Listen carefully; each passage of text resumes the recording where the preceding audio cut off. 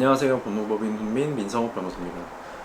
오늘은 요즘 많이 이슈가 되고 있죠. 딥페이크 성범죄의 구속 요건과 처벌 수위에 대해서 살펴보겠습니다. 딥페이크란 딥러닝과 페이크의 합성어죠.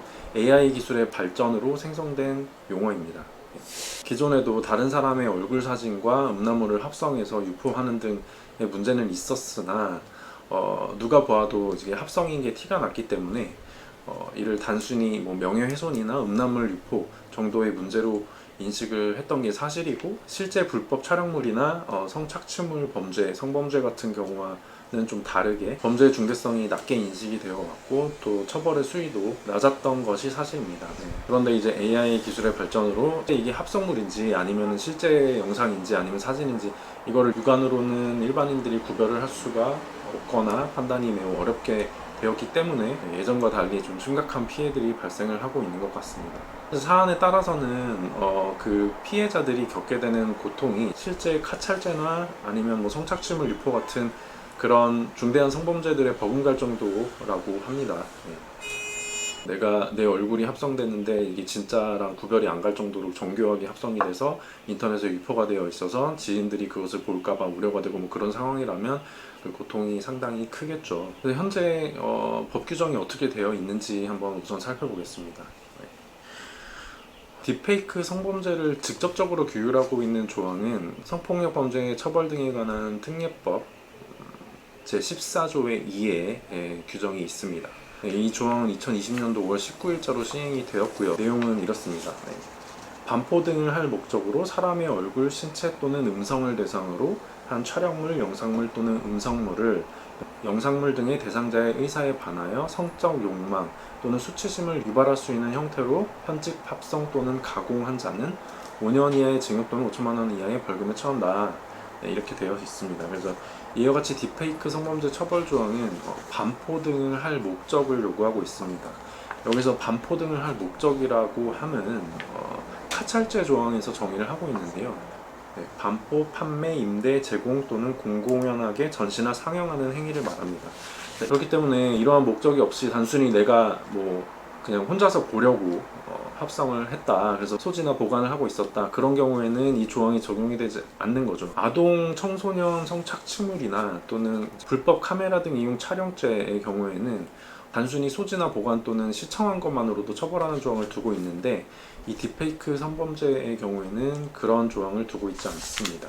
만일 이미 인터넷 등의 유포를 통해서 반포 등을 한 상태에서 입건이 되었다면 처벌하는 데 문제가 되지 않겠지만, 반포를 하기 전에 입건이 된 경우에는 수사기관에서 이런 목적이 있었다는 점을 입증해야 되기 때문에 처벌을 피해갈 가능성이 있는 거죠. 그렇기 때문에 지금 국회에서 이 딥페이크 성범죄의 경우에도 단순히 제작하거나 소지한 경우에도 처벌할 수 있도록 법률 개정을 추진하고 있는 것으로 알려져 있습니다. 또한 이 구속요건을 보시면 대상자의 의사에 반할 것을 요하므로 합성 대상자가 동의를 해서 합성을 했다, 그러면 처벌 대상이 되지는 않는 거죠. 그런데 이제 카찰죄와 마찬가지로 합성을 할 때는 동의를 했어요. 근데 유포하는 것 자체에 따로 동의를 하지 않았다, 그러면 반포죄로 처벌이 될 수는 있습니다. 그리고 이제 파생적 구속 요건으로 영리 등 목적이 있었다면 7년 이하의 징역으로 가중 처벌되고요. 또 상습범이라면 또 2분의 1 가중 처벌하게 되어 있습니다.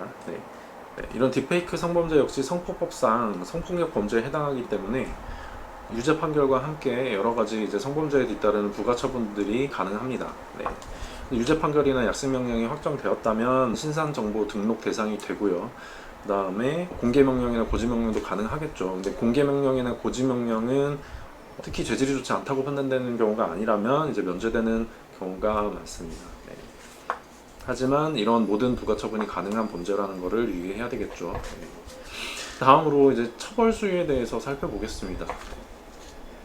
지금까지 있는 판례들을 보면 특별히 죄질이 좋지 않거나 다른 범죄들과 경합이 된 경우가 아니라면 집행유예가 선고되는 사례들이 더 많은 것 같습니다. 지금까지는. 다만 기존 판례 중에서도 합성 영상물들과 함께 피해자들의 뭐 이름과 전화번호, SNS 계정 이렇게 인적사항들을 함께 유포를 한 사안에는 특히 죄질이 안 좋다고 보아서 실형이 선고된 사례도 있습니다. 네, 또한 이런 딥페이크 성범죄들이 특히 나이가 어린 청소년들 사이에서 광범위하게 이제 일어나고 있기 때문에 소년부 송치나 부정기형이 선고되어 있는 판례들이 많이 보이는 것도 딥페이크 성범죄의 특징인 것 같습니다. 지금까지는 이와 같이 실형이 선고되지 않고 이제 집행유예에 그치는 사례들이 많이 보이지만 심각성에 대해서 이제 사회적으로 인식이 되고 있고 이에 따라서 이제 중하게 처벌을 해야 된다라는 목소리가 나오고 있기 때문에 앞으로 실형이 선고되는 사례들 더 많을 것으로 보이고 처벌 수위가 전반적으로 올라갈 것으로 예상이 됩니다. 실제로 최근에 이른바 서울대 딥페이크 사건에서 실형이 5년이 선고가 됐죠. 이례적으로. 재판부에서 입에 담지 못할 역겨운 내용이다 뭐 이런 표현을 썼다는 걸로 봐서는 질이 상당히 안 좋은 것 같습니다. 이렇게 딥페이크 성범죄의 구성 요건과 처벌 수위에 대해서 살펴보았는데요.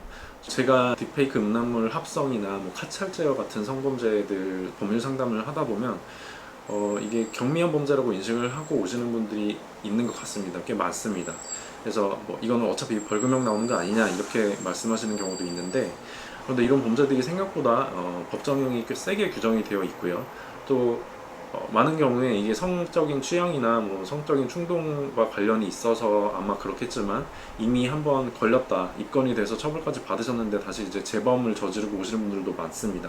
이런 경우에 결코 처벌의 수위가 낮지 않다, 이런 점을 유의하셔야 되고요. 그리고 기존에 비해서 처벌의 수위도 올라가고 있다라는 점을 유의하셔야 되고, 그리고 앞서 말씀드렸듯이 이런 범죄 역시 성폭법상 여러 부가처분들, 신상정보 등록, 공개, 고지, 취업 제한, 뭐 수당명령 이런 부가처분들이 나올 수 있다라는 점도 유의하셔야 됩니다.